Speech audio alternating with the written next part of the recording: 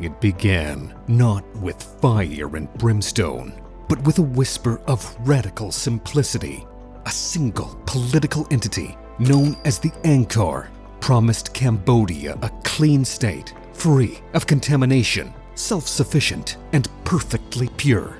But within 4 years, the dream, this utopian vision of a French-educated communist leader, had collapsed, becoming the 20th century's most brutal genocide. 3 million people dead. Another 2 million displaced. This is the mystery of the Khmer Rouge and how Pol Pot wiped out generations to achieve an impossible dream of utopia. Before Pol Pot was the feared leader of democratic Kampuchea, he was Saloth Sar, an unremarkable son of a wealthy family. He enjoyed a scholarship to study radio electronics in Paris during the 1950s. Far removed from the Cambodian rice fields, he had the perfect life. But Saloth Sar was never drawn to engineering. His true fascination was in the intoxicating theories of French Marxism, encountering revolutionary ideas that romanticized the rural proletariat or uncorrupted peasant. This radical urban exposure is where our story begins, fatally shaping his views of Cambodia. As Saloth Sar became more indoctrinated, he began fixating more and more on the singular toxic premise that cities were inherently cancerous. He believed it bred vice, collaboration, capitalism, and intellectual elitism. But true revolution could only be achieved through eradicating the city and returning the nation to a mythic pre-industrial purity, a peasant utopia built on absolute self-sufficiency. This wasn't just political theory. It was a deeply personal, anti-intellectual fervor. So, Pol Pot and his small band of fellow revolutionaries returned to Cambodia. They spent decades organizing in the jungle. They adopted the term Angkor, which means leadership, obscuring his identity to make the revolution feel ubiquitous, absolute, and most importantly, inhumanly perfect. But to move millions of people is a monumental task. And when the moment came, people complied. They enabled the government to execute the most rapid, brutal social engineering in history. The question is, how? The day was April 17th, 1975. The war was over.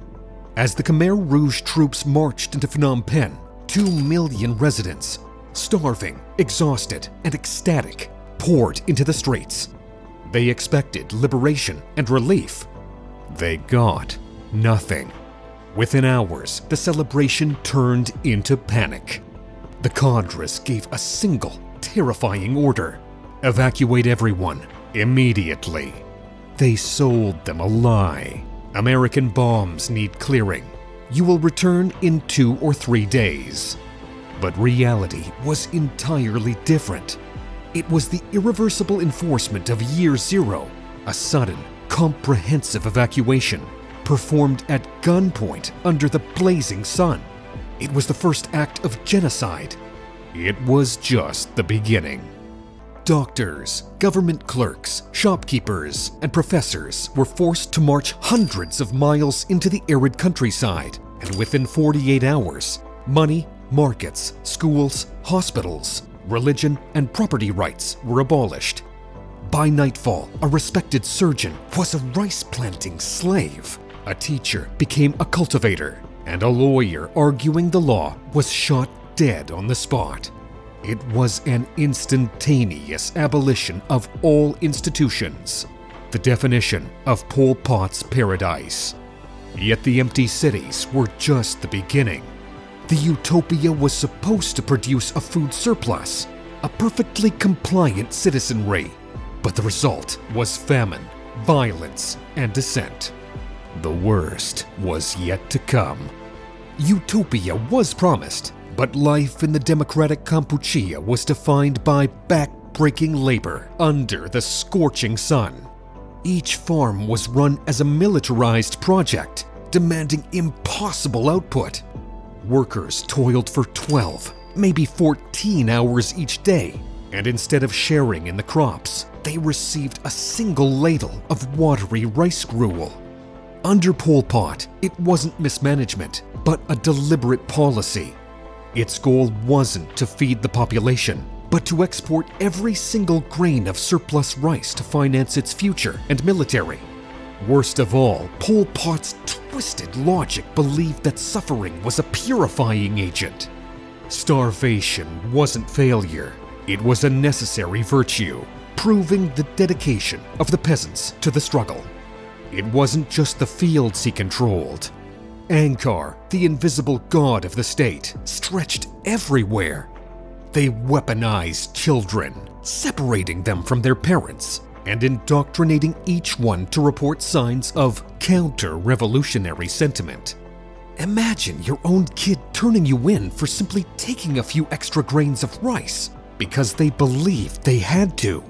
Pol Pot achieved the unthinkable.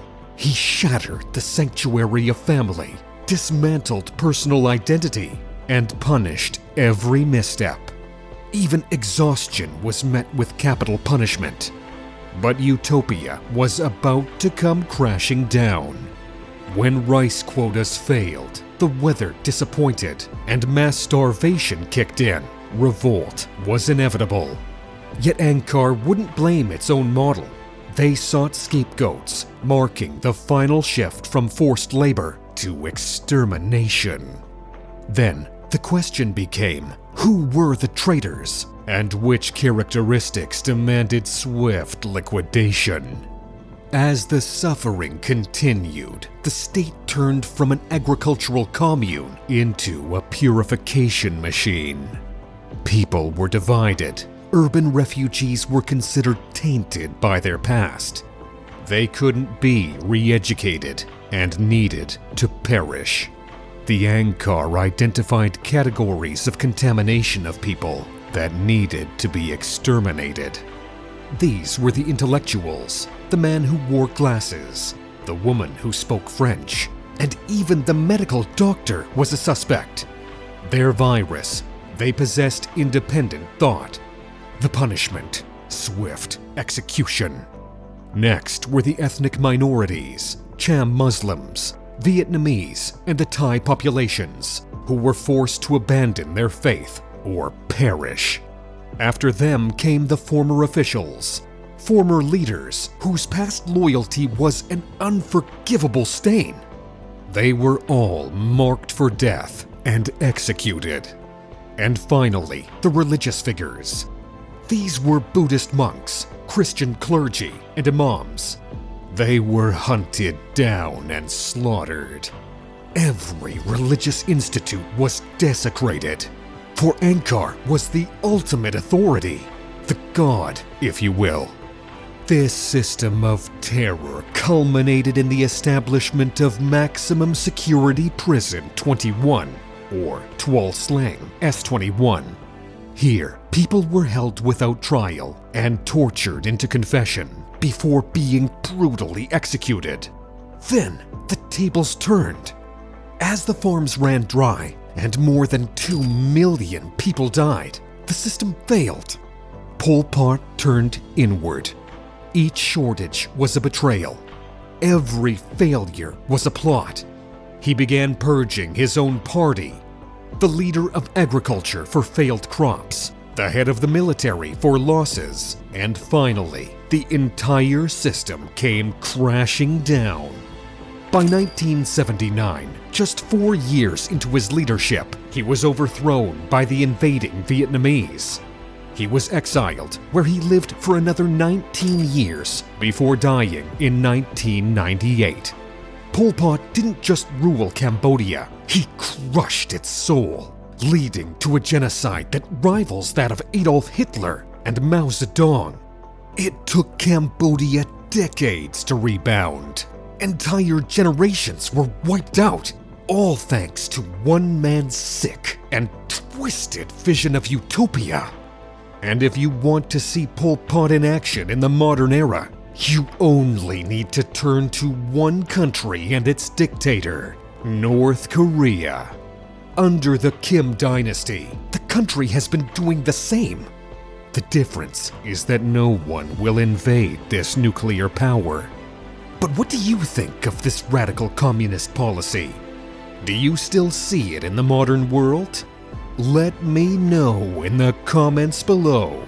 And always remember that history never dies. It just echoes.